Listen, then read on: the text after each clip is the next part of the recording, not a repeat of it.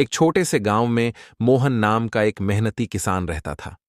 उसके पास थोड़ी सी जमीन थी, लेकिन वह बहुत ईमानदारी से खेती करता था।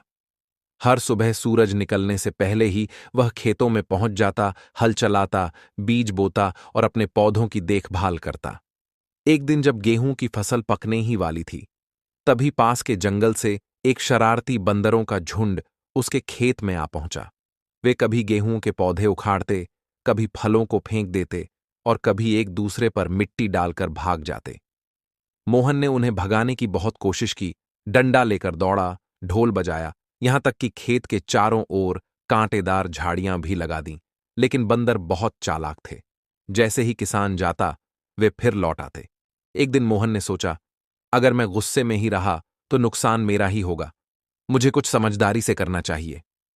उसने अगले दिन केले, मूंगफली और रोटी के टुकड़े खेत के किनारे रख दिए। बंदर आए और सब खाने लगे। धीरे धीरे वे किसान से डरना छोड़कर उसके दोस्त बन गए। अब वे उसके खेत के पास खेलते, लेकिन कुछ तोड़ते नहीं। कुछ दिनों बाद गांव में जंगली सूअर आने लगे, जो फसल को रौंद देते थे।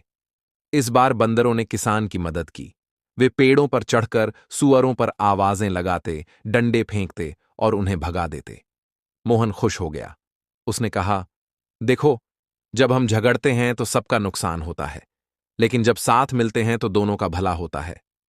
बंदर भी सिर हिलाकर जैसे मान गए। उस दिन से किसान और बंदर दोस्त बन गए और हर साल वे मिलकर खेत की रखवाली करते।